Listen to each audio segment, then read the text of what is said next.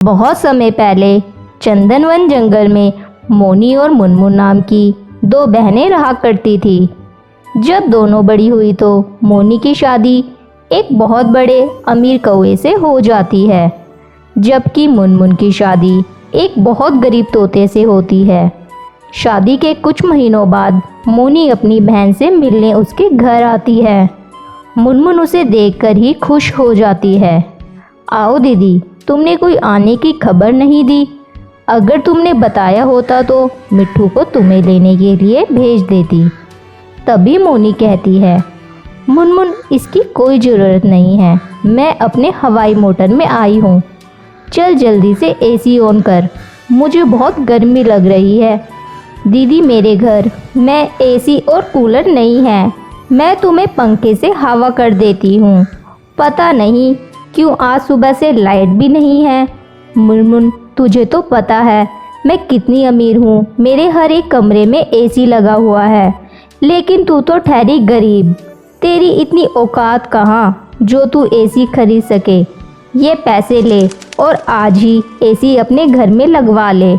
दीदी आप ये क्या कह रही है, हम लोगों को एसी की कोई ज़रूरत नहीं है।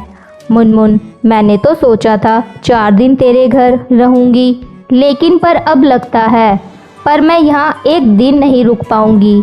इसी गर्मी में तो मेरा दम ही घुट जाएगा। शाम को मैं अपने घर वापस लौट जाऊँगी। जैसी तुम्हारी मर्जी दीदी, चलो अब खाना तो खा लो। मोनी खाना खाने के लिए जाती है।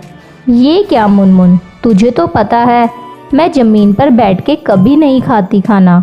मेरे घर में तो बड़ा सा डाइनिंग टेबल है, कभी मेरे घर आना और डाइनिंग टेबल पर बैठ के देखना कितना मज़ा आता है। मुनमुन मेरे से तेरी ऐसी हालत देखी नहीं जाती।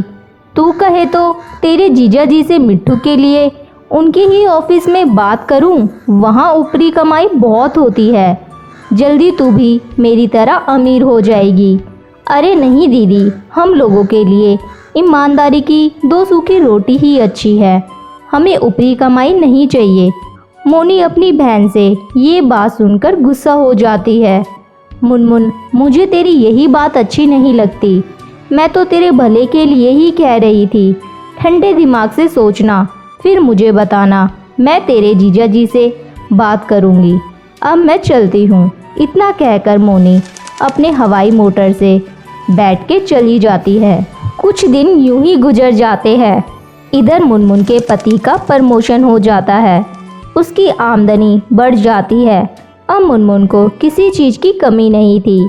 कंपनी की तरफ से मिट्ठू को बंगला और हवाई मोटर भी मिल जाता है। मुनमुन खुशी खुशी अपना जीवन बिताने लगती है। वहीं दूसरी तरफ मोनी का पति कालू रिश्वत करने के जुर्म में गिरफ्तार हो जाता है। उनका बंगला और हवाई मोटर सब जब्त हो जाता है। इस बात का पता जब मुनमुन को चलता है, वो अपनी बहन से मिलने उसके पास जाती है और उससे कहती है, दीदी जीजा जी के इस हाल की जिम्मेदार कहीं ना कहीं तुम भी हो। तुमने जीजा जी को गलत काम करने से कभी मना ही नहीं किया। तुम्हारे सर पर तो अमीरी का भूत सवार था। मुनमुन मुझे माफ़ कर दे, मैं अमीरी के घमंड में अच्छे बुरे का फ़र्क करना भूल गई थी। तू किसी तरह मेरे पति को छुड़ाने में मेरी मदद कर। मुनमुन समझते हुए कहती है, दीदी तुम चिंता मत करो, मैं मिट्ठू से कहकर जीजा जी को छुड़ाने में तुम्हारी मदद करूँगी। तब तक तुम मेरे घर चलो और मेरे साथ रहो। अब तो मेरे घर में एसी भी लग चुका है, तुम्हें गर्मी नहीं लगेगी। मुनमुन तुम मेरा मजाक मत उड़ाओ, मुझे गर्मी से कोई फ़र्क नहीं पड़ता। अब से मैं और मेरा पति ईमानदारी का जीवन जिएंगे। मुनमुन अपनी बहन को लेकर अपने घर आती है। कुछ दिनों बाद गोलू की जमानत हो जाती है। वो पूरी तरह से बदल चुका था, छोटी मोटी मजदूरी करके ईमानदारी की ज़िंदगी जीने लगता है। अब दोनों बहनें खुशी खुशी अपना जीवन बिताने लगती है। एक घने जंगल में मुनमुन चिड़िया अपनी सौतेली माँ मोनी चिड़िया और सौतेली बहन रानी के साथ रहती थी। रानी मुनमुन से बहुत नफरत करती थी। एक दिन की बात है, मुनमुन अपनी सहेली के साथ घूमने जाती है। वहीं रानी चिड़िया अपनी माँ से कहती है, माँ जब देखो मुनमुन दीदी बाहर अपनी सहेली के साथ घूमने चली जाती है और मैं घर का सारा काम करती रह जाती हूँ। आप और पापा मुनमुन दी से ही प्यार करते हो। ये कहकर वो रोने लगती है। तभी मोनी चिड़िया उससे कहती है, अरे बेटा ऐसे नहीं रोते, आ जाने दो उस मुनमुन को, उसे मैं अच्छा सबक सिखाऊंगी। तभी मुनमुन वहाँ आ जाती है। मोनी चिड़िया बिना कुछ पूछे मुनमुन को बेलन से मारने लगती है। माँ ये सब आप क्या कर रही है? मैंने क्या किया? माँ मुझे बताओ, मुझे छोड़ दो, दर्द हो रहा है। ये देखकर रानी चिड़िया बहुत खुश होती है। सुन महारानी, तेरी माँ तो मर गई है, तो अब मेरी सुन, कल से बाहर एक कदम नहीं निकालेगी, वरना तेरे पंख काट के रख दूंगी। ये कहकर वो दोनों वहाँ से चली जाती है। ऐसे ही काफ़ी दिन गुजर जाते हैं। अब रानी रोजाना मुनमुन से झगड़ा करती थी। मोनी चिड़िया मुनमुन पर बहुत अत्याचार करती थी। वो अपनी बेटी को भर पेट खाना खाने को देती, वहीं मुनमुन को बासी बचा हुआ खाना देती। एक बार की बात है, मुनमुन दीदी ये शूज़ मेरे हैं, इसे वापस करो। नहीं रानी, ये जूते मेरे हैं। तभी वहाँ मोनी चिड़िया आ जाती है। क्या बात है मुनमुन, तू मेरी बेटी से झगड़ा क्यों कर रही है? माँ देखो ना, ये शूज़ मेरे हैं और मुनमुन दीदी मुझे दे नहीं रही है और मुझे मारा भी है इन्होंने।